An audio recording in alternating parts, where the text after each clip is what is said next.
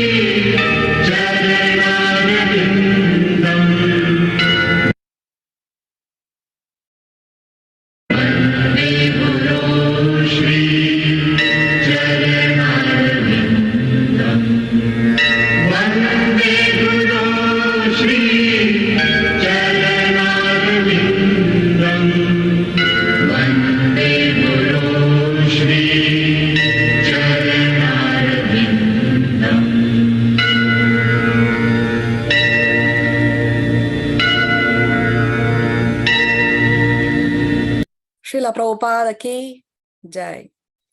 Om Agyana Mirandasya Jnananjana Shalakaya Chakshurunmilitam Yena Tasmai Shri Gurave Namaha. Nama Om Vishnu Padaya Krishna Prestaya Bhutale Srimate Bhaktivedanta Swamin Iti Namine.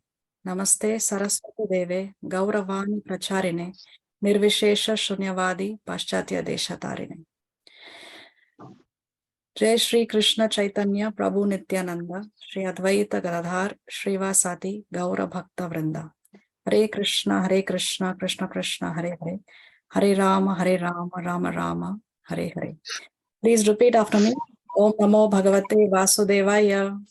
Om Namo Bhagavate Vasudevaya. Om Namo Bhagavate Vasudevaya. Om Namo Bhagavate Vasudevaya. Om Namo Bhagavate Vasudevaya. Om Namo Bhagavate Vasudevaya. Okay, so what did we see in the previous class? We finished with chapter number 3 titled The Birth of Lord Krishna. The Birth of Lord Krishna. Very nice. So what did we see in this chapter? When Krishna appeared, what happened? All the stars, they realigned themselves, isn't it? All the planets, everything became very auspicious. The whole atmosphere became very auspicious. The moon, although it was not Purnima, it appeared as though it was Purnima because even the moon was very, very joyful and blissful. So it appeared as though it is Purnima. What else? In what form did Krishna appear? 400 Narayan form. He came in the 400 Narayan form. Very nice. And then after that? Both Vasudev and Devaki, they sang praises for Krishna. Yes. And Devaki, even though she understood that it is the Lord Narayan himself, but out of motherly love, she was being afraid of whether Kamsa will kill him. Yes, very nice. Then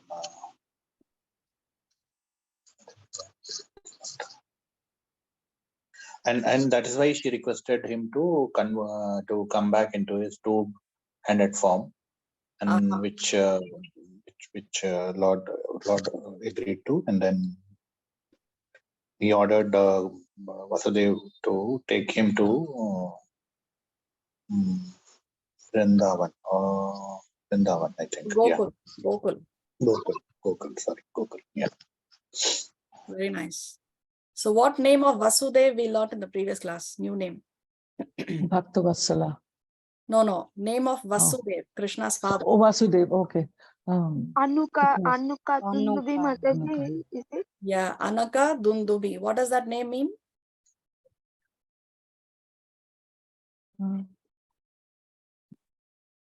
Why is he called Anaka Dundubi? Because Hare at Krishna his birth, Mataji. yes, The cattle drums. yes. When he was born, the demigods played drums and kettle drums, Dundubis and Anakas. Therefore, he is called as Anaka Dundubi. So, why did the demigods play drums and kettle drums when Vasudeva was born?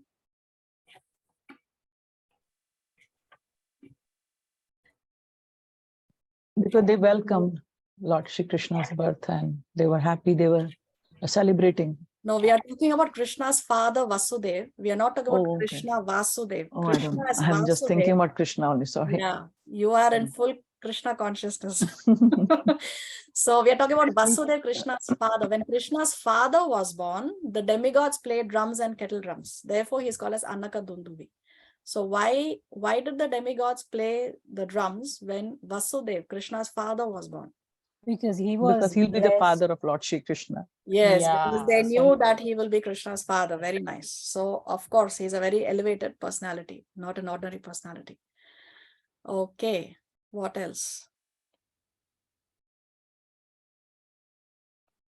And then Krishna also told Vasudeva and Devaki that in their previous birth, also Krishna was born to them, right?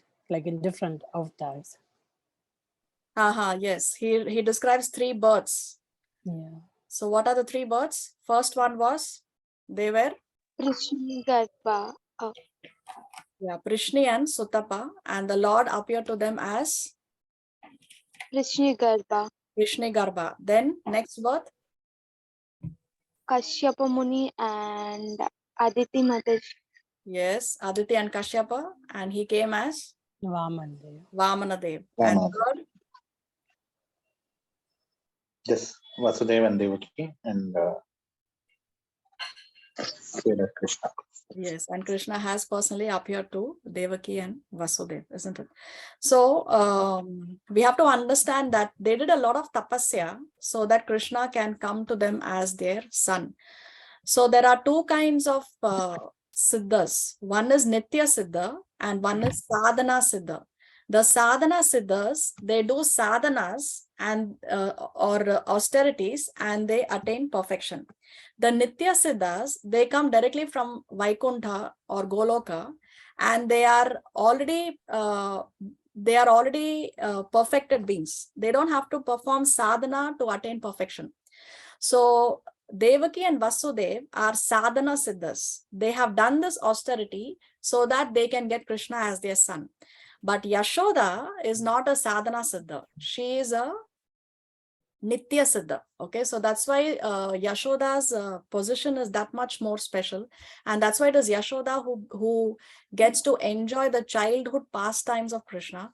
And that's why Yashoda has this spontaneous love for Krishna. That's why it is only Yashoda who can chase Krishna with a stick in the hand and Krishna can cry.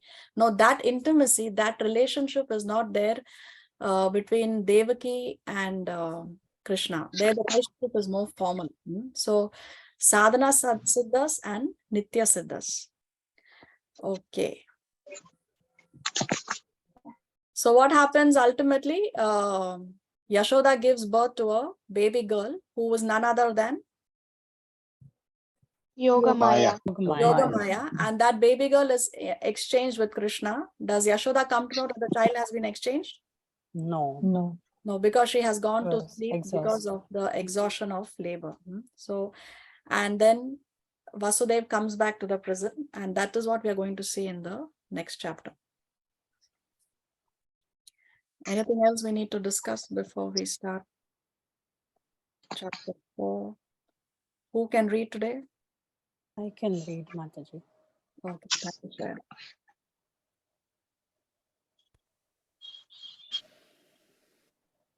So today's chapter 4 is titled Kamsa Begins His Persecutions.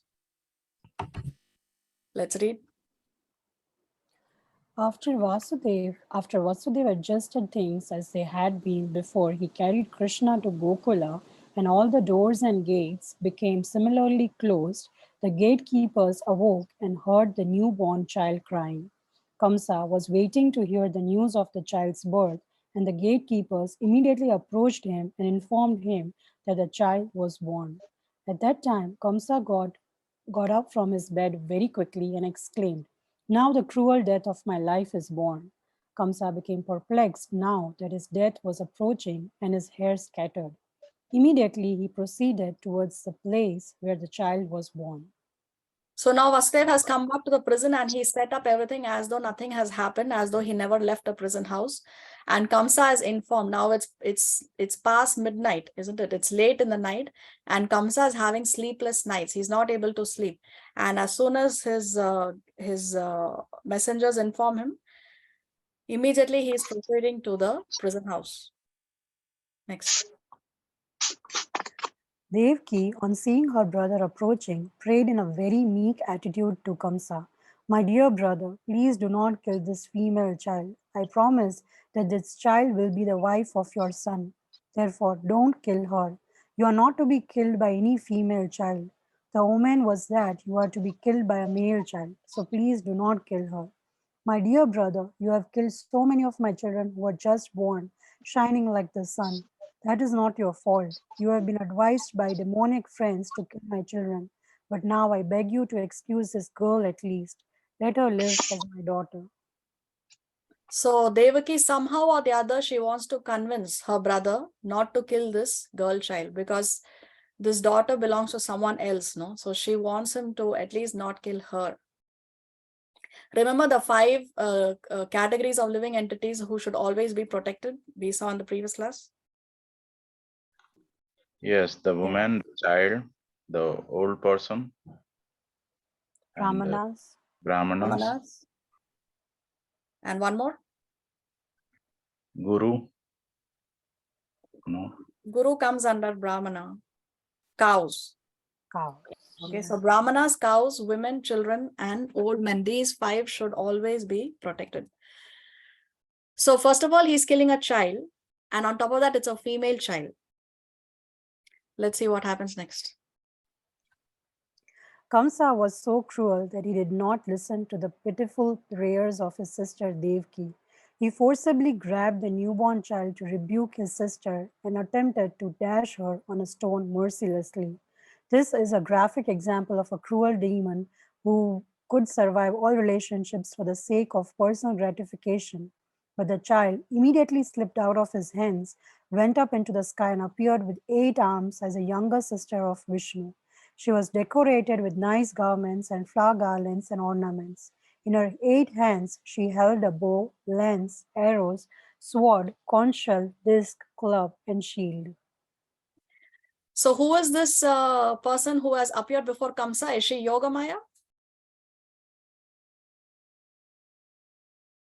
Or she is Is it Mahamaya? Mahamaya? Yes, Is she it is Mahamaya? Mahamaya, correct.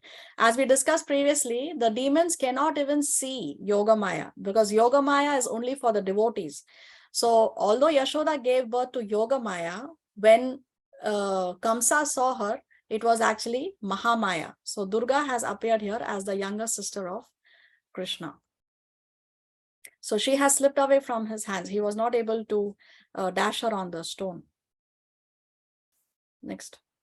Seeing the appearance of the child, who was actually the goddess Durga, all the demigods from different planets like Siddhaloka, Charanaloka, Gandharva Loka, Apsara Loka, Kinnar Loka, and Uraga Loka presented her with various articles and began to offer their respective prayers. From above, the goddess addressed Kamsa, "You rascal, how can you kill me? The child who will kill you is already born before me somewhere within this world. Don't be so cruel to your poor sister."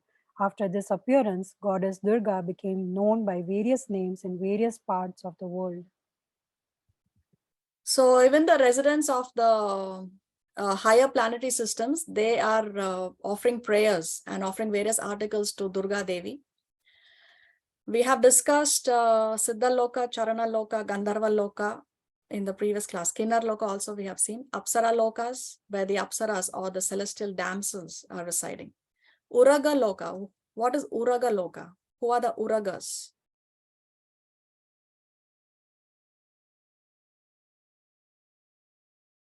Uraga Loka is the planet of the celestial serpents. So Vasuki, the snake that was used in the churning of the ocean, he is called Uraga Raja. He's the king of all the celestial serpents. So that is Uraga Loka. See, Srila Prabhupada, he explains in the purport in the 7th canto of the Srimad Bhagavatam how there is life in the other planetary systems. And he explains that the scientists for many years they believe that there was life only on planet Earth, and now recently they are trying to discover if there is life in other planets. But we know from the Bhagavatam, which was composed so many thousands of years ago itself, that there are living entities in other planetary systems. So that's how there's a description of these different lokas with these different residents over there. Next. After hearing these words, Kamsa became very much overwhelmed with fear. Out of pity, he immediately released Vasudeva and Devaki from the bondage of their shackles and very politely began to address them. He said, "My dear sister and brother-in-law, I have acted just like a demon in killing my own nephews, your children, and thereby I have given up all consideration of our intimate relationship. I do not know what will be the result of this envious acts of mine. Probably I shall be sent to the hell where killers of Brahmanas go. I am surprised, however, that the celestial prophecy has not come true.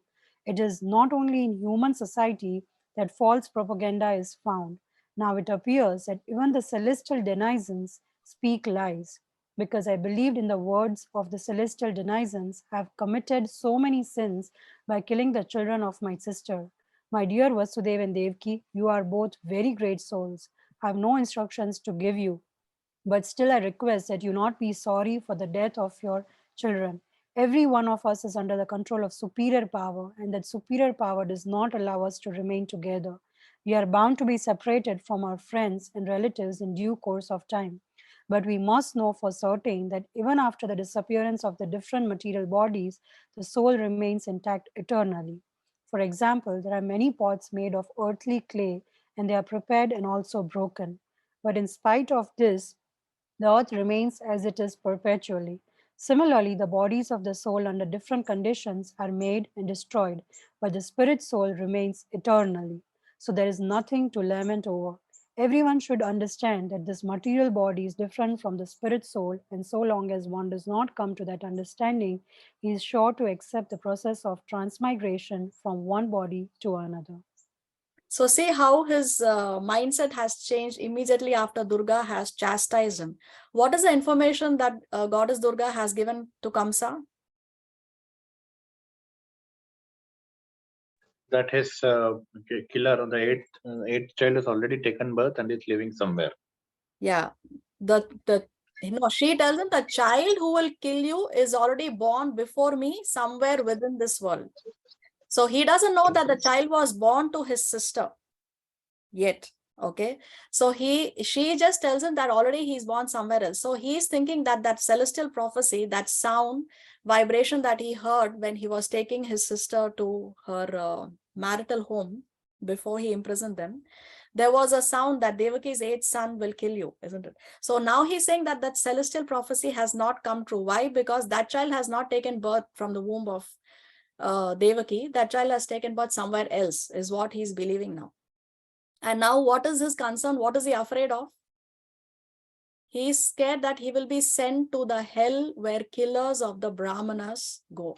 So now he is afraid that he will have to suffer in the hellish planets because of his karmic reaction.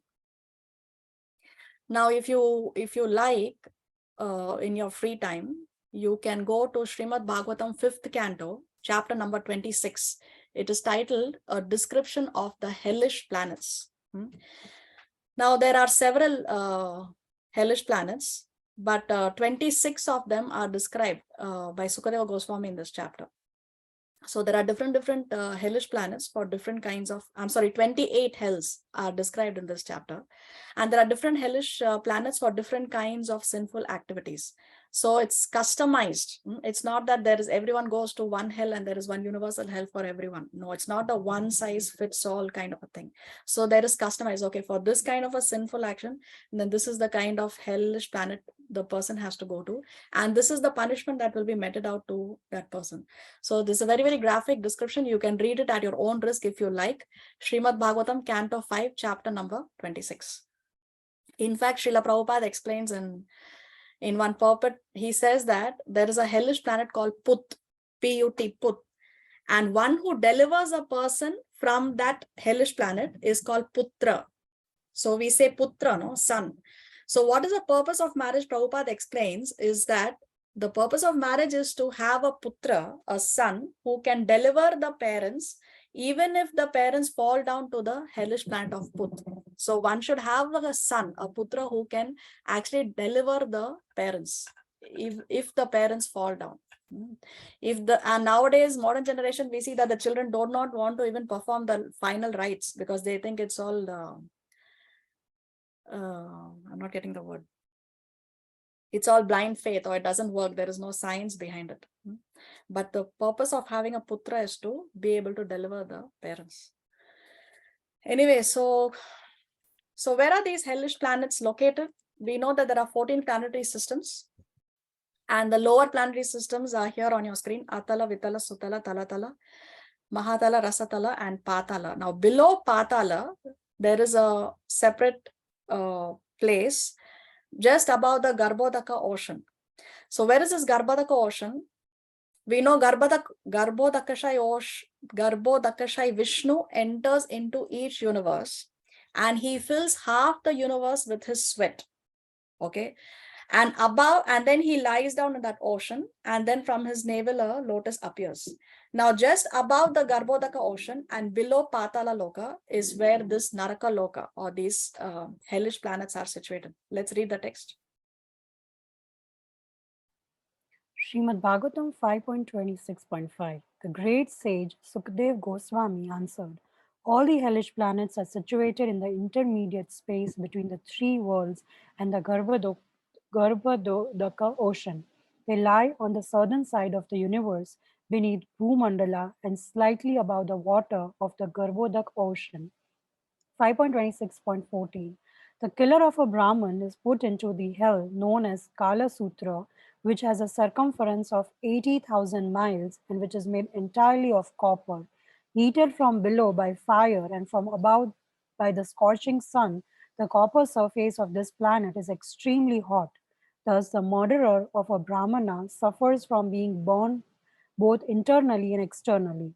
Internally, he is burning with hunger and thirst, and externally, he is burning from the scorching heat of the sun and the fire beneath the copper surface. Therefore, he sometimes lies down, sometimes sits, sometimes stands up, and sometimes runs here and there. He must suffer in this way for as many thousands of years as there are hairs on the body of an animal. Ouch. So this is the punishment for the killer of a Brahmana. This is one, I told you 5.26 describes these hellish planets, and this is the hellish planet where the killer of a Brahmana goes, and this is the kind of punishment that he goes through. So Kamsa is now concerned that he will have to go to the hell where the killers of the Brahmanas go. And then what does he say? Mataji, Yes. I have a question here. Even though Kansa, he heard all this and he was aware about that this is going to be the punishment he'll be getting, and in the fear he also confesses all that, but his intentions were still to know where that boy is, and he appeared to show that he is very scared and fearful, but he still wanted to kill Lord Shri Krishna. So even though, you know, having a knowledge, why did he do that? Because was it a pre-planned thing, like by Lord Shri Krishna, that okay, this all the Leela has to take place? Yeah, actually Kamsa, in the next slide we will see how he tells that everything is predestined. That's therefore I had to kill the children. See, we have to understand that although even if something is predestined, still we have our free will. And that free will is not taken away from us at any point of time. Because we have the free will, we choose to perform or do something, and therefore we have to take the reaction. If everything is predestined, then there is no meaning of free will. It's a combination of both. Our destiny is what? Our destiny is written according to our actions in the past or in this lifetime. What the Lord does is he makes the two things coincide. Just because something is predestined, it doesn't mean that I'm forced to act in a particular way. No, I'm still using my free will to act in a particular way.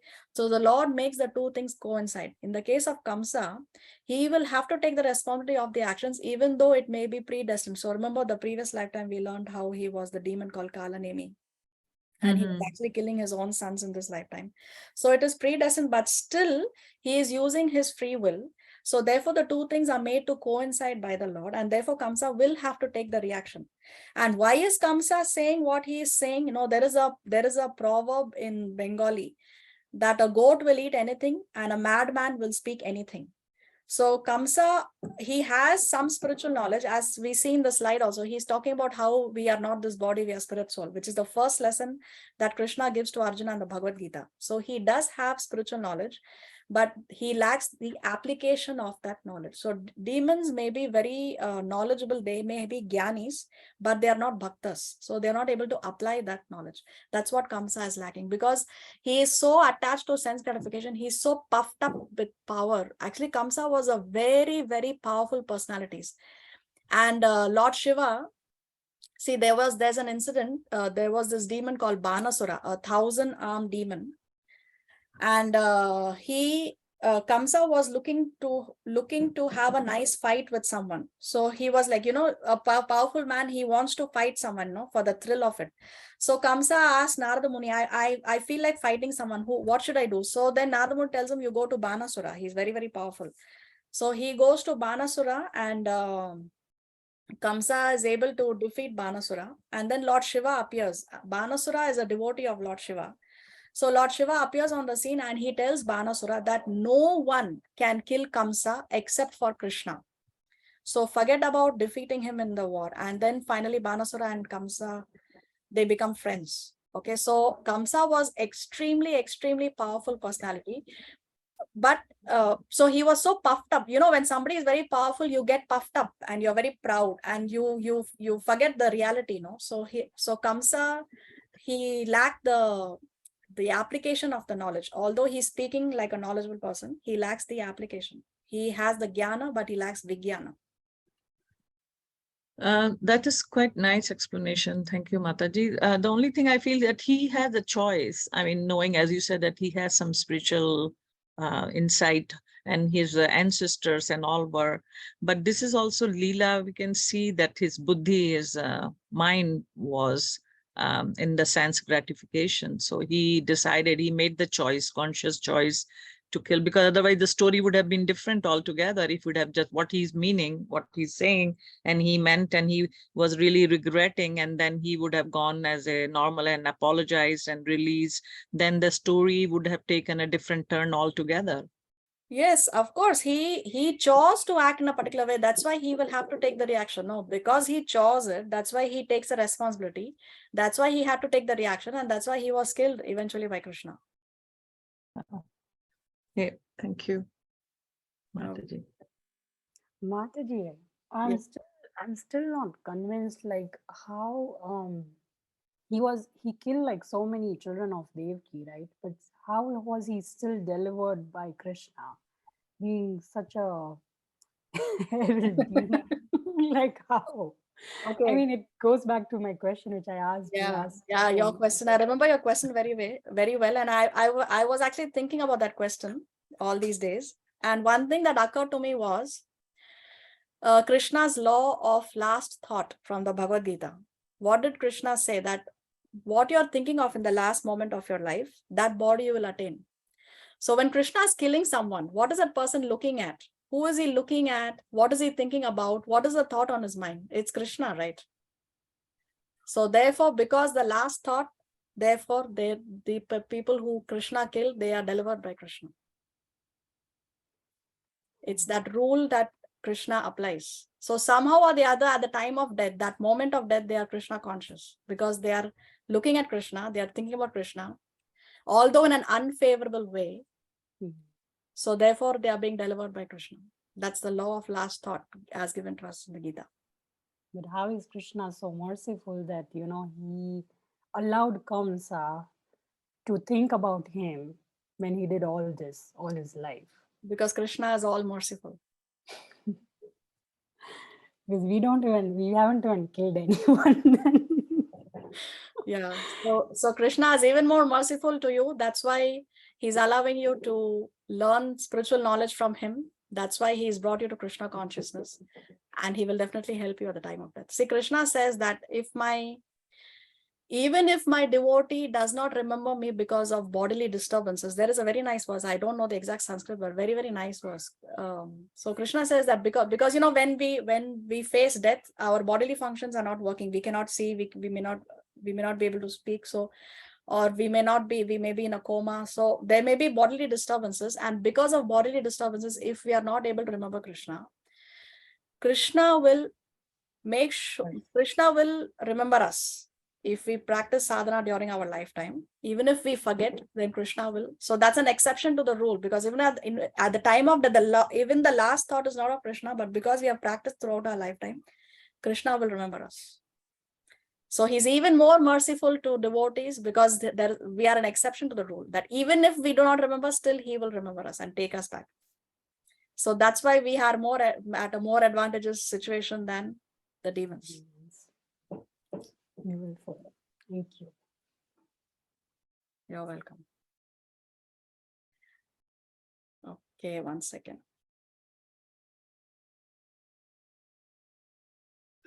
Okay, so here again, as we discussed, we see that he's speaking philosophy. He's talking about how the soul is different from the body. So same point, I wanted to say that he has the knowledge, but he's lacking the application of the knowledge. Same thing we'll see nowadays, especially in Kali Yuga, the politicians, they will speak big things to gain favor, to win the votes. But if you, for example, a very famous politician, recent past American politician, he said that the Bible is his favorite book. So he was asked, which is your favorite verse from the Bible? And then he was not able to quote even one word from the Bible. So people brag about many things, but they are not able to, there is a problem in the application of the knowledge. That's demoniac mentality, especially in Kali Yuga. Oh, I'm sorry.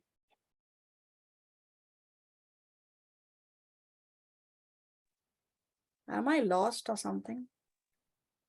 No, I think we got, yeah, we got to start from this, right? Yeah. After Krishna Gatha, we will lost many things.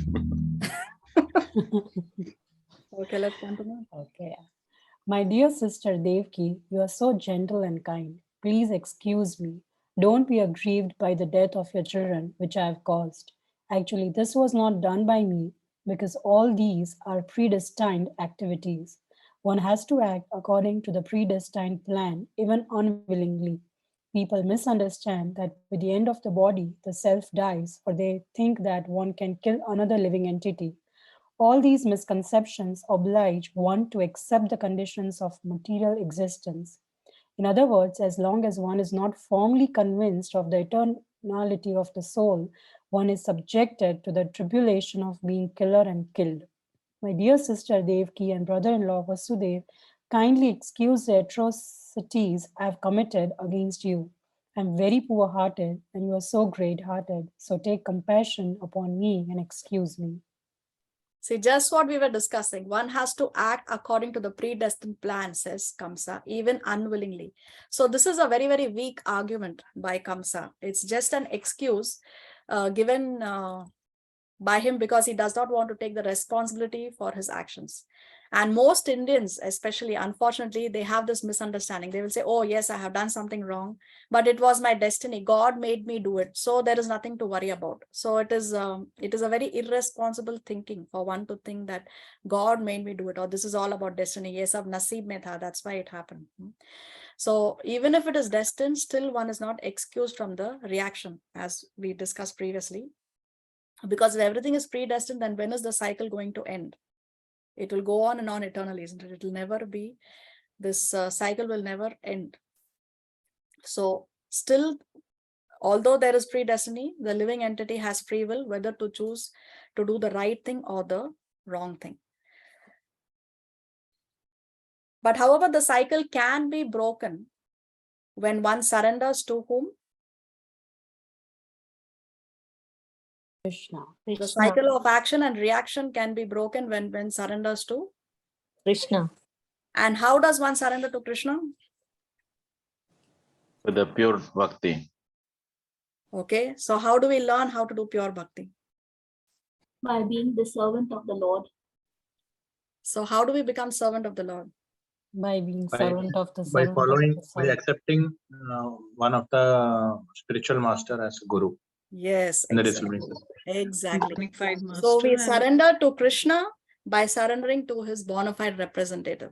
Krishna is not going to personally appear before us and say, okay, do this, do that. This is how you chant your rounds. This is what you have to do. This is how you surrender. This is devotional service. No. So Krishna sends his bona fide representatives. And when we surrender to his bona fide representative, then we surrender to Krishna.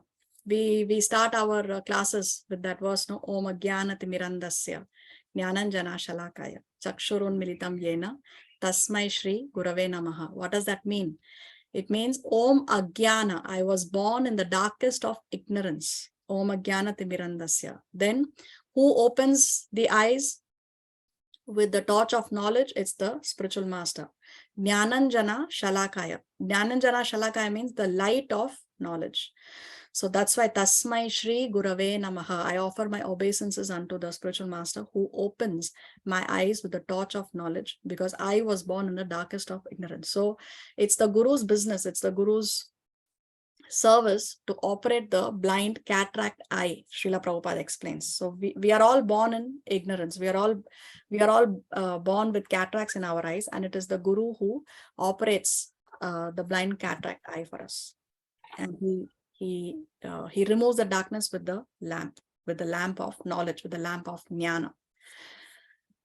And also there is one song. If you go to the ISKCON temple in the evening, Aarti, that time they sing Shri Guru Charana Padma by Narottam Das Thakur, another Acharya in our disciplic succession. So there in the third verse, the Sanskrit goes, Chakshudan Dilojay, not Sanskrit, but I think Bengali it is. Chakshudan Dilojay, Janma Janme, Prabhu say, Divya Gyan Ride Prokashito. So the spiritual master, he gives Chakshudan to us, and therefore he is Janme Janme, Prabhu say, he is my Lord, birth after birth.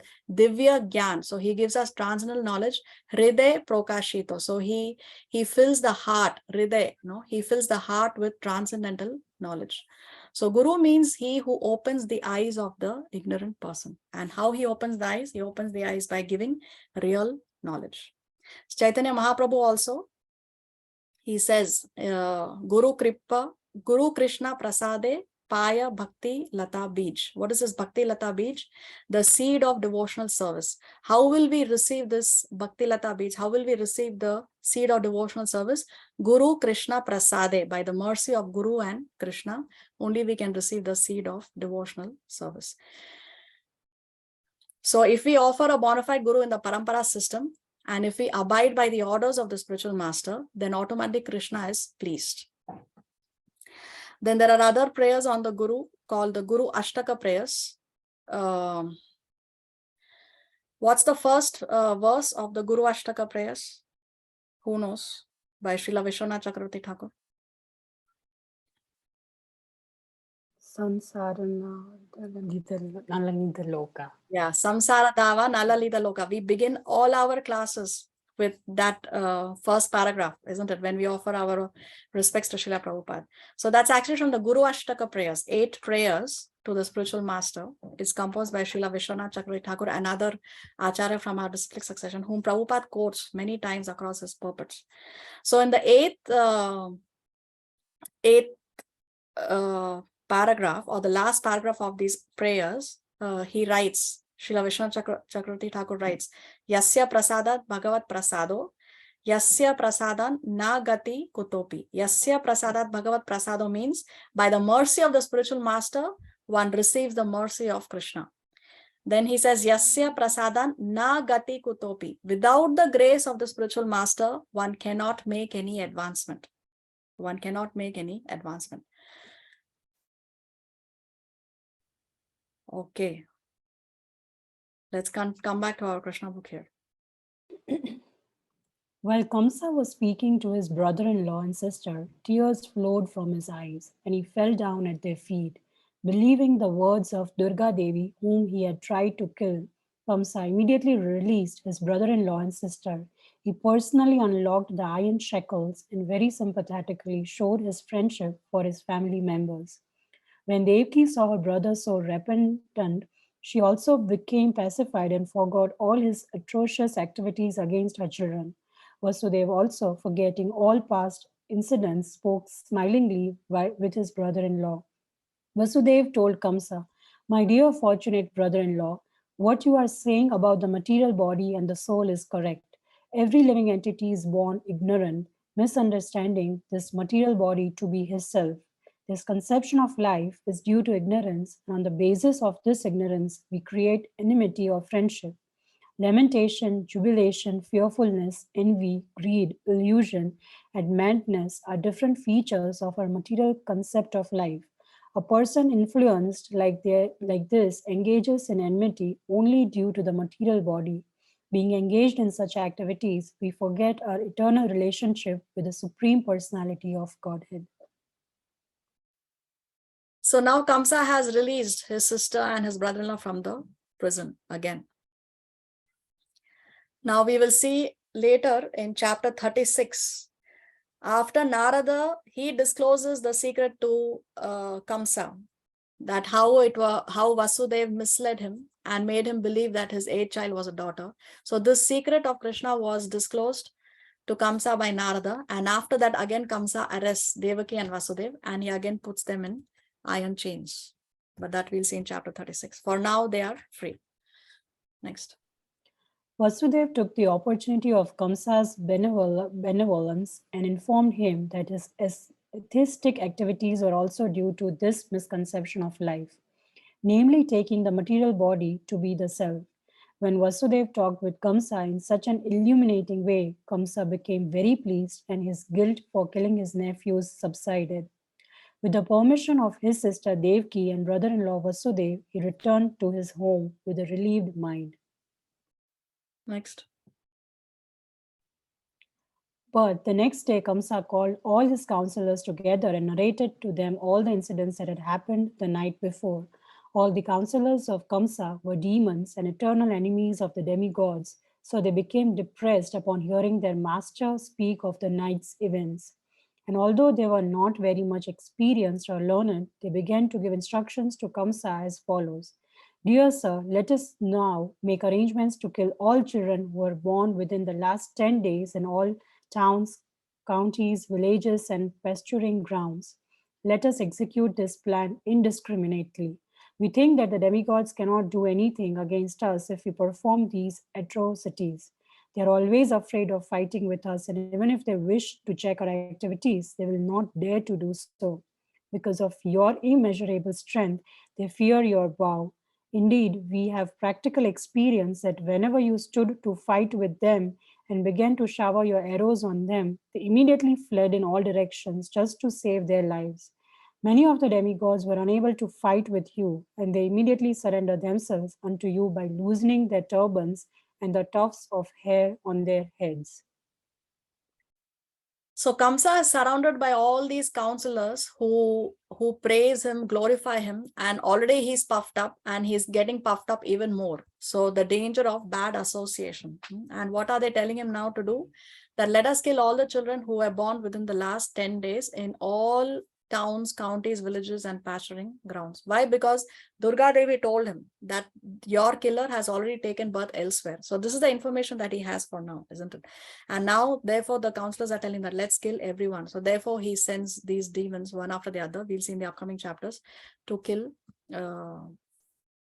the the children are all killed, and even many attempts are made on Krishna's life, isn't it? Now, see, the demigods are telling him that because of your immeasurable strength, the demigods, they fear your bow, and they are describing how they were unable to fight with you. They surrendered themselves. So there is this incident we describe, no, how Kamsa was very, very powerful. In fact, in his previous lifetime as Kalanemi, he did severe tapasya. He drank only grass juice, and he would worship Lord Brahma. Eventually, what was left of his body was only bones in an anthill. So because of his tapasya, his body was completely covered with that anthill, and it was eaten up. So only bones were left, and therefore, finally Brahma appeared before him. And what is it? What's the boon that he asks for? Kamsa asked that, as Kalanemi, he asked that my death should not come at the hands of any of the very powerful demigods. So this is the boon that Kamsa asked for. That's why nobody but Krishna was able to kill Kamsa. Now all these demons, who Kamsa sent to kill Krishna, Chanur, Mushtik were the wrestlers. Then we have the Dvivida, the ape demon, Agasura, Arishtasura, Dhenukasura, Pralambasura, Trinavarta, Bakasura, Vatsasura, Vyomasura. All these demons actually, there was a combat of Kamsa with these demons, and Kamsa, some of them he kicked, some of them he wrestled, some of them he punched, some of them he crushed, some of them he threw them far away, and very effortlessly, actually, Kamsa had defeated all these demons. And after that, these demons started to render service to Kamsa. But actually, previously, Kamsa had fought them. And there is also this description of how once Lord Parashuram, he challenged, because Parashuram was killing Kshatriyas, he wiped out the Kshatriyas from the planet. So once he challenges Kamsa, and he tells him that there is this bow here, and if you can string this bow, it will be good for you. And that bow was made out of 7 palm trees, and it weighed some 96,000 kilos. And he tells Kamsa that if you string this bow, it will be good for you. Otherwise, it's not going to be good for you. So Kamsa very effortlessly was able to string the bow, and he also pulled the string and released it, and it made a very loud, thunderous sound that echoed in the entire universe, in the other planetary systems also. So you can imagine what kind of power Kamsa had. And we already described the incident of how he fought Banasura upon Narada Muni's advice, and how eventually Lord Shiva told him that nobody but Krishna can kill you. Then there, at one point, Krishna went to the abode of Lord Indra along with all these demons who are now his associates. He goes to Indra Loka, and then there is a war between Lord Indra and the Devatas, because Lord Indra also confronts him with his Devatas, with his group of people. And there is a very terrible battle. There is a very, very terrible combat. And Indra sends his Vajra also. But even the Vajra, very, very powerful Vajra, Kamsa is able to tackle very, very effortlessly. And the description given is that Indra tried to strike him with a sword, but that sword did not hurt Kamsa. That sword was like how an elephant would feel if a garland is put around him. So even Indra's sword was not able to affect Kamsa in any way. And even Airavat, Indra's elephant, which has the strength of several elephants, Airavat also was crushed to the ground by Kamsa. And Indra also, he punched Indra, and Indra was thrown far away. And all these other devatas who were trying to fight, all of them were very easily, effortlessly defeated by Kamsa. And eventually, Kamsa just took the throne of Indra and went away. So that's why this description is being described here, that how these ministers are telling him that how the demigods were unable to fight with you, and they immediately surrendered themselves to you.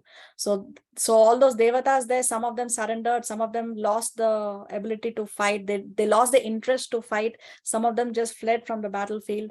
And that's what is being described here by the ministers of Kamsa. All this is described in the Garga Samhita. Okay, let's see what happens next. With folded hands, they begged you to spare them and said, "My lord, we are all afraid of your strength. Please release us from this dangerous fight. We have also seen many times that you would never killed such surrendered fighters when they were all fearful, their bows, arrows, and chariots broken, forgetful of their military activities and unable to fight with you. So actually, we have nothing to fear from these demigods. They're very proud of being great fighters in peacetime outside the war field, but actually they cannot show any talent or military power on the war field. Although Lord Vishnu, Lord Shiva, and Lord Brahma are always ready to help the demigods headed by Indra, we have no reason to be afraid of them. As far as Lord Vishnu is concerned, he has already hidden himself within the hearts of all living entities and he cannot come out. As far as Lord Shiva is concerned, he has renounced all activities. He has already entered into the forest. And Lord Brahma is always engaged in different types of austerities and meditation. And what to speak of Indra? He is a straw in comparison to your strength. Therefore, we have nothing to fear from any of these demigods, but we must not neglect them, for the demigods are our determined enemies. We must be careful to protect ourselves. To root them out from their very existence, we should just engage ourselves in your service and be always ready for your command. So just see how these people around him are misleading him, no? How they're talking about Lord Vishnu, Lord Shiva, Lord Brahma, and saying that there is no reason to be afraid of anyone. So totally illogical arguments. So again, a madman will speak anything. The demons continued to say, if there is some disease in the body which is neglected, it worsens and becomes incurable. Similarly, when one is not careful about restraining the senses and lets them loose, it is then very difficult to control them. Therefore, we must now be very careful of the demigods before they get too strong to be subdued. The foundation of the strength of the demigods is Lord Vishnu, because the ultimate goal of all religious principles is to satisfy him. The Vedic injunctions, the Brahmanas, the cows, austerity, sacrifices, performances of charity, and distribution of wealth are all for the satisfaction of Lord Vishnu. So let us immediately begin by killing all the Brahmanas who are in charge of the Vedic knowledge, along with the great sages who are in charge of sacrificial ritualistic performances. Let us kill all the cows, which are the source of butter, which is so necessary for performing sacrifices. Please give us your permission to kill all these creatures. So again, the 5 categories should be protected. Kamsa was killing a child and a girl child. Now these ministers are advising him to kill the Brahmanas and the cows. Next. Actually, the limbs of the transcendental body of Lord Vishnu are the Brahmanas, the cows, Vedic knowledge, austerity, truthfulness, sense and mind control, faithfulness, charity, tolerance, and performance of sacrifices. Lord Vishnu is situated in everyone's heart and is a leader of all demigods, including Lord Shiva and Lord Brahma. Therefore, we think that to persecute the great sages and Brahmanas is to kill Lord Vishnu. The word persecute means what?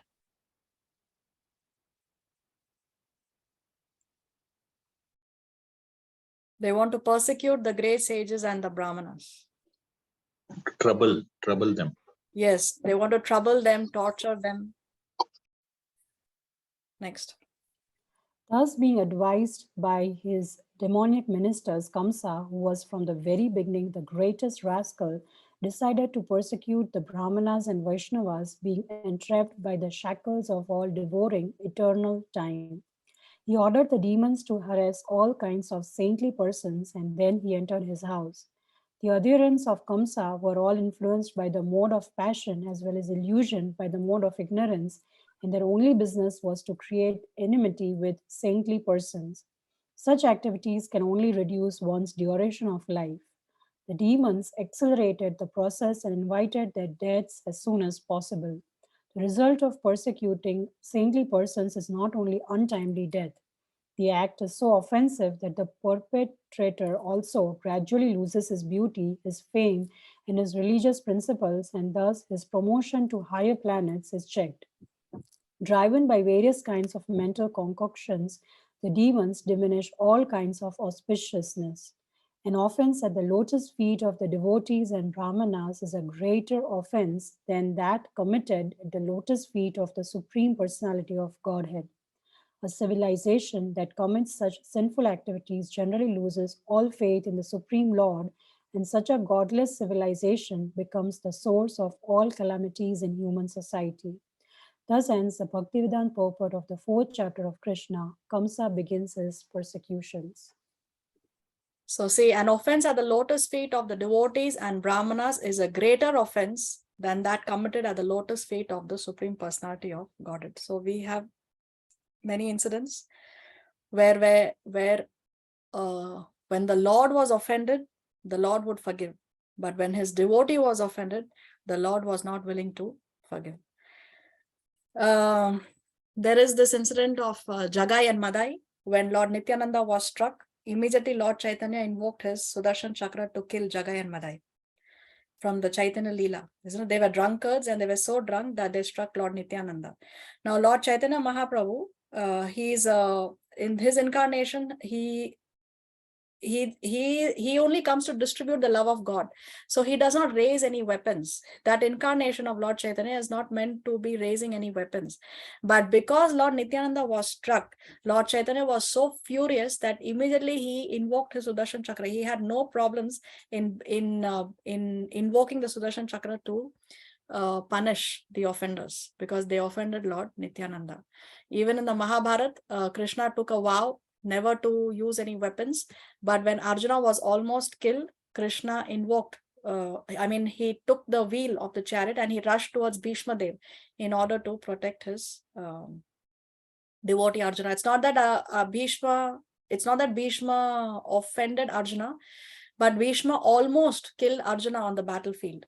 And to protect Arjuna, to protect his devotee, Krishna had no problems in breaking his promise and he rushed towards Bhishma Dev with the wheel. So when it comes to his devotees, Lord Krishna is very, very protective, and therefore an offense at the feet of his devotees is more serious offense than offending the Lord himself. The Lord will forgive someone who has offended him, but he will never be willing to forgive someone who has offended his dearmost devotee. And this is the most dangerous thing that Kamsa is being advised by his ministers to do, to kill, to trouble, to torture all the Brahmanas and the Vaishnavas.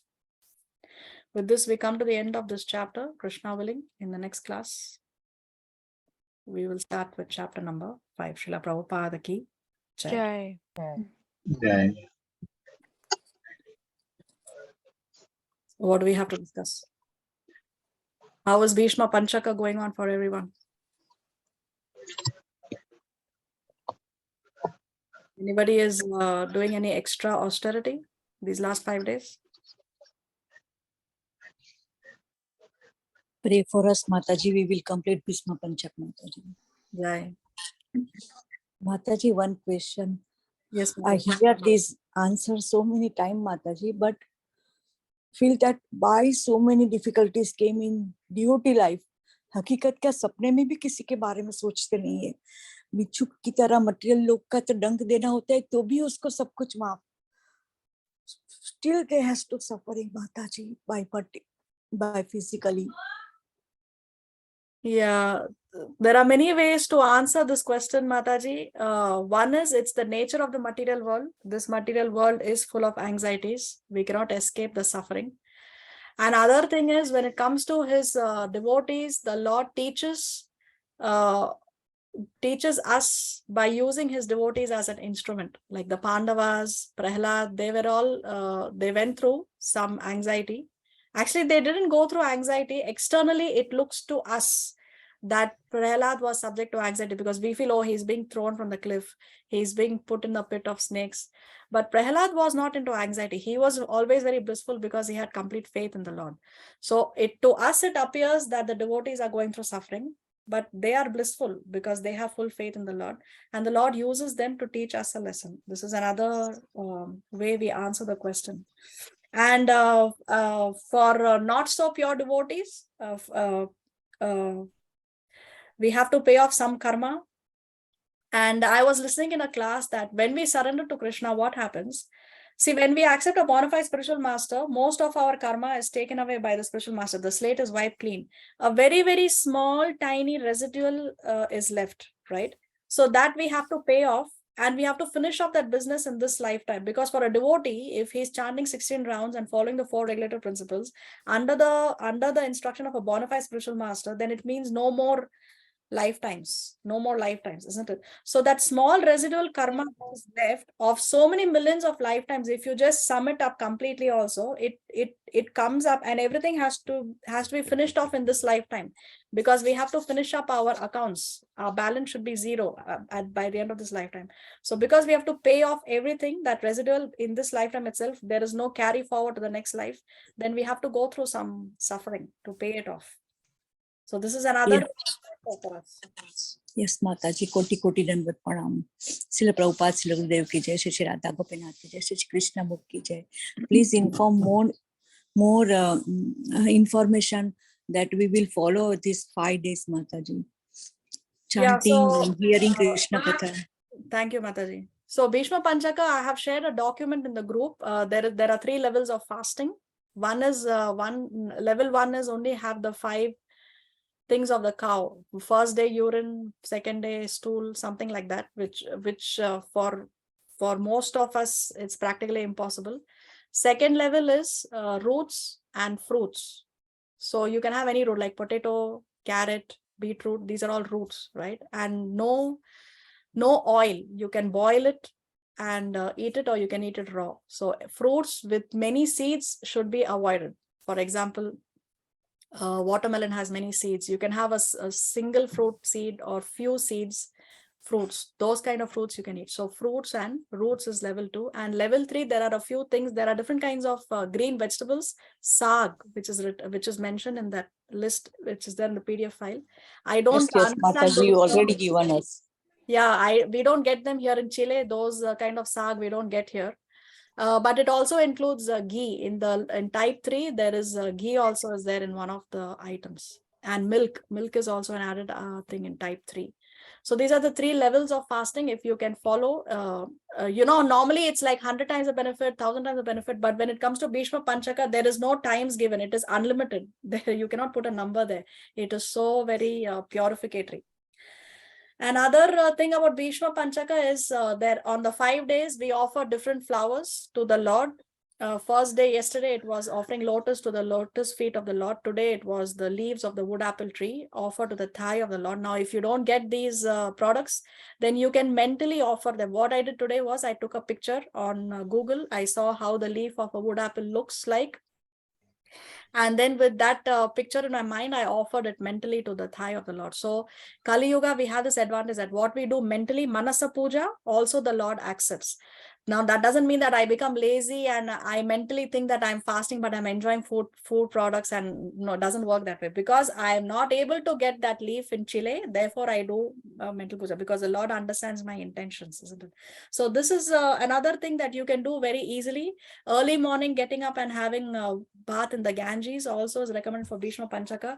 Now, if you don't have Ganges water, we are living out of India, then, or you're living in a city where the Ganges water is not flowing, then when you're having a bath, you can call out her name, Ganga, Ganga, Ganga 3 times, and you can invoke the presence of the Ganges in that water.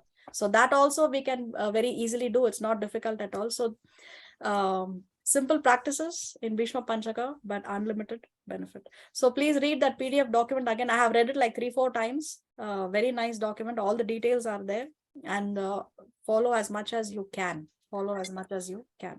And of course, Radha Rani की जय हो। माताजी, मेरा ये question था कि हम वो क्या क्या स्टडी करें और जपा में कितना time they, that is my question माताजी। Yeah, so japa, there is no maximum limit, Mataji. Early morning is recommended for Bhishma Panchaka, having an early morning before sunrise bath and reading Bhagavad Gita as much as you can in the Bhishma Panchaka, also very, very purifying. And how much to do, there is no maximum limit. As much as you can, as long as it should not interfere with your devotional services. Now, for example, if somebody is doing something for Bhishma Panchaka, but it is affecting his seva, then it is not recommended to do it, because we don't want anything to come in the way of devotional service. For example, if I'm going to take a complete fast, but I'm not able to give this class, then it's not a good deal for me, because I have a service and I have to do my service. So there is no maximum limit, but always using the intelligence as to what you can do without interfering without it interfering in your duties and your devotional practices. So this is what is my understanding, Mataji. Yes, Mataji. Bhale, bhale. We follow your instructions strictly, Mataji. Hari Hari Gauranga. Koti Koti Dandavat Pranam, Mataji. Thank you for today's class, Mataji. Thank you. Thank you for your participation, Mataji. What else do we need to discuss? I had one question. So I know this question could be just one class, but what exactly does surrender means? Because I read a quote where, and you also mentioned in many of your classes that, Lord Chaitanya doesn't even require that you have to surrender to him. Lord Krishna, he is that merciful, Lord Chaitanya, but Lord Krishna requires you to at least surrender to him. So how can we understand that difference? No, the thing about Lord Chaitanya is he gives the love of God without any condition. So whether somebody is qualified or is not qualified, he gives the Hare Krishna mantra. Okay, but this mantra was not openly declared by Krishna. Because Krishna says, first you surrender unto me, then I will give you my mercy. But Lord Chaitanya is giving out his mercy without any conditions. But we have to surrender ultimately, because Lord Chaitanya also says that you have to surrender to Krishna. But the thing is, he gave us a mantra and he gave us love of God, and he freely distributed it, irrespective of whether one is qualified or not qualified. So what does surrender mean? Surrender means that I will do that which is pleasing to Guru and Krishna. That is surrender. Okay. I will not do anything that Krishna does not like. I will not do anything that my spiritual master does not like. I will only do that which is pleasing to Guru and Krishna. That is surrender. I will follow their instructions. My spiritual master wants me to chant and follow the 4 principles. So I will chant and follow the 4 principles. Is my spiritual master going to be pleased if I engage in a sinful activity? The answer is no. So I should not do that. That is true surrender. So surrender means what? Hands up. You can do what you like. Is it? I will not do anything. So that is surrender. I only do what you want me to do. Okay. Thank you. Surrender, actually, surrender word, it is not particularly specified, Surrender means, suppose you want to follow your mother and you have to surrender to your mother. Then only you can grab inside your mother's education or whatever. Or you go to any teacher, even though ordinary teacher in the schools, you have to surrender him for their subject. If you like to not surrender, you will use your brain, you will have cross questions, you will make like this, and then definitely you will not able to get what he wants to deliver to you. So surrender word is very effective word in every activities of the life. What we want to gain from there, we have to surrender there. Yes. Yeah. So surrender to Guru and Krishna means we don't use our own brain. We don't think, no, the Guru said this, but maybe it's like this. No, we don't use our brain because we don't have any in Kali Yuga. We just borrow intelligence from Guru and Krishna. Okay. Yeah. Thank you. Mataji, you spoke so well. In Kali Yuga, you don't have any brains. So surrender means just to follow the directions and instruction of Guru and Chaitanya Mahaprabhu. You speak so well, Mataji. So beautiful. Thank you, Mataji. It's all the mercy of my Guru Maharaj. There is my Guru Maharaj always begins his classes. He says that by the mercy of the spiritual master, even a lame man can cross mountains, and even a dumb man can become a greatest orator by the mercy of the spiritual master. So whatever comes out of my mouth is only his mercy, and I really mean it. Yeah, but आपके reply सुन के इतना सुख मिलता है भीतर में ना. Thank you, Mataji. What else? Naresh, you have raised your hand. You have something to say? Yeah, Mataji, I have a question. You just now said that. 1 minute, hold on. The question is that you said just now for that if you're doing means if you're chanting and everything, still it should not affect in the Bhishma Panchaka. Something you just now said. No, no, get what that. I'm saying is when we do added austerity in Bhishma Panchaka, it should not affect our daily sadhana or our daily spiritual practices or our services that we are already doing.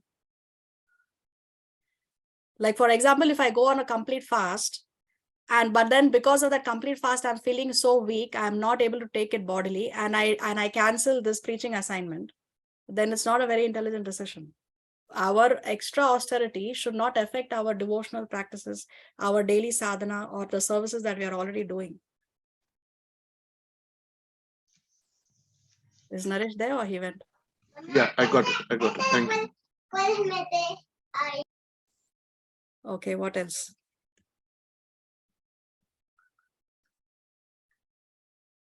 Anything else we need to discuss? So I want to say that I will be traveling to India, Krishna willing. So we will have our last class for this year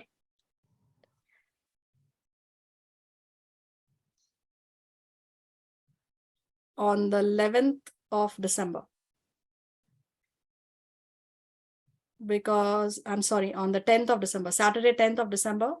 17th is too close to my travel date. I'm traveling on the 20th. So I may not be able to give class on the 17th. So let's Radha Rani ki jai ho. Pray for all of us, Mataji. Next year, Kartik month, we will qualify to enter in Shridham Vrindavan Dham by the mercy of Bhakti Devi Tulsi Maharani.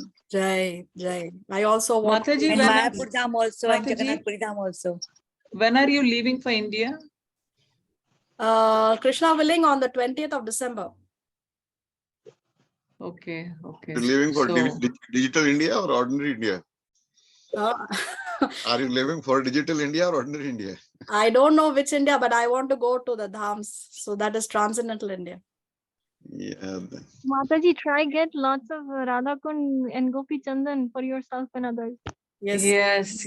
And Mataji, I wanted to ask, in Buddha Gaya, do we have some mandir there? Because I'm leaving for India at the end of this month, and my husband and myself, we are going to Buddha Gaya.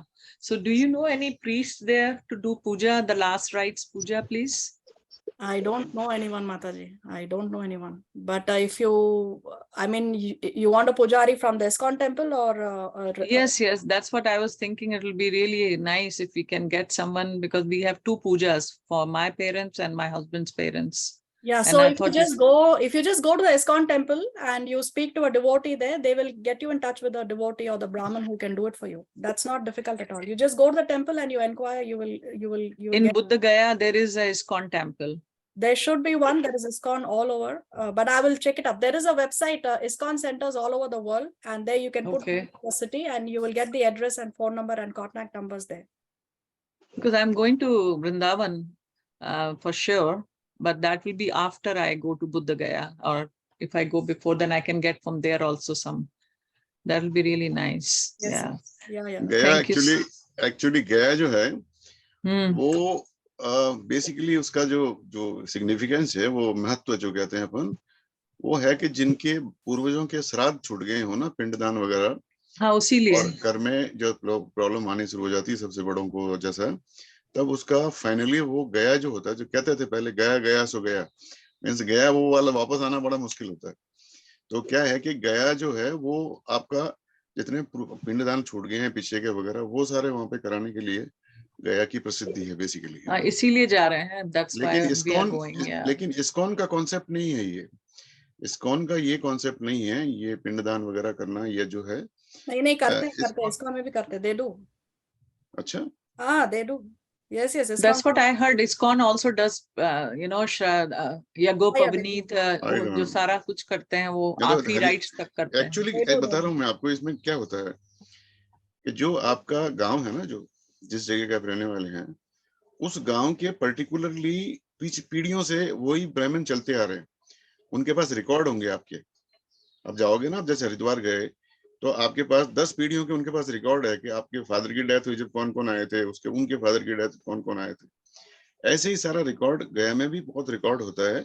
जो आपका पीछे कोई आपके गांव से parents वगैरह कोई भी गया होगा, उसके सारे रिकॉर्ड होंगे. तो आपको वो पर्टिकुलर वही ब्राह्मण आपको करवा पाएगा पिंडदान. दूसरे के पास जाओगे तो वो आपको ले जाके उसके पास ले जाएगा. ऐसा मतलब जो स्ट्रक्चर है वहां का. इस्कॉन का अलग है.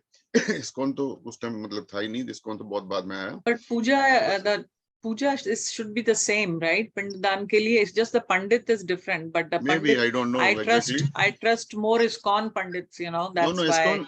ISKCON has their own, I mean, the system and style is, everything is there, of course. But what for the Gaya is famous, what I'm telling you. आपका चलो ISKCON से आप करा लें, कोई बात नहीं, लेकिन उस पंडित को भी ढूंढ के बता ही देगा कोई भी पंडित आपको कि आप उस गांव से है तो आपका वो पंडित है, उसको भी जाके थोड़ा सा कुछ डोनेट कर देना बेचारे को, क्योंकि वो भी तो एक किसी आस के ऊपर ही बैठा होता है ना। कोई आएगा तो हाँ, तो क्या है कि उसको भी एक बार मिल लेना। ISKCON चल आपका प्रोसेस ISKCON से करवाना बढ़िया है, क्वालिफाइड होंगे डेफिनेटली ISKCON के जो पंडित होंगे, लेकिन वो ट्रेडिशनल आते हैं, पीछे से उनको सारा होता है, वो रिकॉर्ड शायद ISKCON के पास नहीं होता। वही है ना, जैसे challenge to find the right one जो हमारे ही उसका हो, बट लेट्स सी। नहीं, वो आपको ले जाएगा, दूसरा ब्राह्मण करेगा भी नहीं घाट पे कोई भी आपका, आप कहोगे ना, गाँव पूछेगा आपका और जगह पूछेगा और वो आपको उसी ब्राह्मण के पास ले जाएगा जो उस पर्टिकुलर एरिया से उस रिलेटेड होगा, दूसरा नहीं कर पाएगा कोई भी, ऐसा सिस्टम है वहां पे। Let's see. Krishna will guide. Lord Krishna will be the one who. Yeah, once May you I go add? there, you will come to know. You just inquire and they will inform you. Bharaya. I have not. Mataji, Sure. Mataji, Knowledge may I add? Prabhuji, may I add one point? Yes, Mataji. Thank you, Mataji. Mataji, G. Lal Govind Prabhuji is Gujarati and he's HS Lal Govind Maharaj disciple. So he explained that in a Srimati Shri Yamuna Maharani के पास भी आप ये सब पूजा कर सकते हैं, और ISKCON का जो राधा वृंदावन से टेम्पल है वहां पे आप बोलेंगे तो वो उसकी वो शास्त्र के हिसाब से जो पूजा होती है ऐसे होती है। एंड यू कैन गिव वहां पे गौशाला भी है राधा गोविंद महाराज की, तो आप वहां पे जहाँ पे भी वहां पे भी आप कोई छोटी सी बछड़े को या फिर गैया रानी के लिए दान दे सकते हैं, या फिर वो सल्टर में से छुड़ाते हैं उनके दिए, तो वो आपको होएगा कि आपने परफेक्ट राइट प्लेस पे दान दिया। और पूजा भी शास्त्र के हिसाब से होएगी, ऐसा सुना था मैंने उनके क्लास में। Okay, so Lal Govind Maharaj ji, she has to look out for. Lal Govind Maharaj. Lal Govind Maharaj is staying in Florida, Mataji. He's a Gujarati. He's taking online Zoom class on Zoom Katha, Shri Bhagavatam Katha. At present, he is in a Vrindavan Dham, but his Guru Maharaj is Shri Radha Govind Maharaj, HS Radha Govind Maharaj.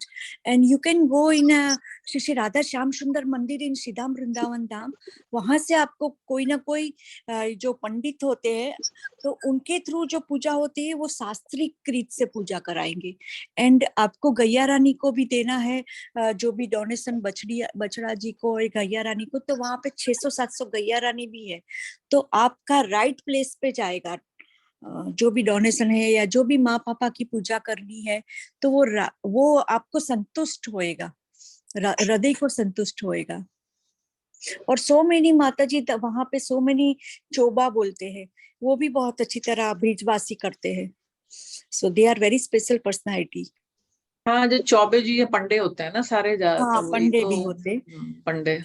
तो देखते हैं जैसे श्री कृष्णा श्रीमती श्री यमुना महारानी के पास भी कर सकते हैं माता जी आप। ठीक है, मैंने लिख लिया है डिटेल। यहाँ गया और हरिद्वार का जो मतलब होता है वो खाली पूजा से नहीं होता है, उसमें आपका पेरेंशियल जितना आपका रिकॉर्ड होता है ना उसके साथ आप गई हैं तो आपका भी ऐड होना चाहिए, ताकि आपकी नेक्स्ट जनरेशन कोई जाए तुमको पता है कि मेरी मम्मा आई थी, आप पूजा करके गई, या सब कुछ हुआ। तो क्या है ना, वो एक बहुत बड़ा एक ऑथेंटिक है, क्योंकि अभी पूछेगा कोई आपको कि आम कौन सा अच्छा है इंडिया में, तो कहेंगे बस सीधा अल्फांसो है ना। तो क्या है कि एक उसकी एक अपने आप में क्वालिटी है ना। वही शास्त्रों में बुद्ध गया का बहुत महत्व है, बुद्ध गया का बहुत महत्व है, अल्टीमेट जो है वो होता है उसका। तो उस पॉइंट ऑफ व्यू से उसको देखना। बाकी क्या है कि थोड़ा पढ़ा लिख जाता है आदमी तो पूजा तो पढ़ा के करा ही सकता है आदमी, अच्छा लगता भी अच्छा है, बहुत बढ़िया तरीके से करते हो आदमी, एजुकेटेड लोग होते हो, तो पूजा की बात नहीं है। पूजा तो बहुत आपको अच्छे से अच्छे मिल जाएंगे, ISKCON में भी बहुत है और दूसरे में भी, वैदिक शास्त्र में बहुत है। प्रॉब्लम होता है कि एक उसकी पर्टिकुलर इंपॉर्टेंस जगह की, और उस जगह में आप जा रही हैं तो उस समय क्या इंपॉर्टेंस है। और ज्योतिष तो ये कहता है कि ये सब प्री डिसाइडेड होता है, आप जो वो जा रही है वो एक इंसिडेंट नहीं है, ऑलरेडी ये सारा कुछ आपका प्री डिसाइडेड था। ये सब है, वैसे गीता को पढ़ोगे तो आप उसमें है सारा कुछ ही है लेकिन हम Amen. दूसरे वर्ड्स में बोल रहे हैं। उन्हें Thank सारा you पढ़ा so है, much, पढ़ा है। brother and sister Vrinda. That's very nice information he has given. And Mataji, of course, I knew that you will have some answers. So that's why I asked towards that. But thank you so much. Dhanyavad. So anyway, Have a I good wanted day. to say that our last class, coming back to this, our last class will be 10 December, but we will resume in Krishna willing in March. Okay, first Saturday of the month of March, we will resume our classes. So we'll take a break, but please don't get disconnected completely. Please do come back when we come back in March. Okay. माताजी आप भी video भेजना सीधा वृंदावन धाम से, श्री मायापुर से, श्री जगन्नाथपुरी धाम से 1-1 minute के दर्शन भेजना। Yes, please keep sending us so that Yeah, we I know will that, send you know, you. I will connect. send you darshans. Yeah, definitely. Okay. Anything else? So, All right. Hare Krishna Hare Mataji. Krishna, Hare Krishna. Krishna, thank you so Welcome. much, Are you going to Mataji. India? Happy Vishnu Panchaka to all of you. Hare Krishna. Hare Krishna. Hare Krishna. Thank you. Hare Krishna. Hare Krishna. Hare Krishna. Hare Krishna. Hare Krishna.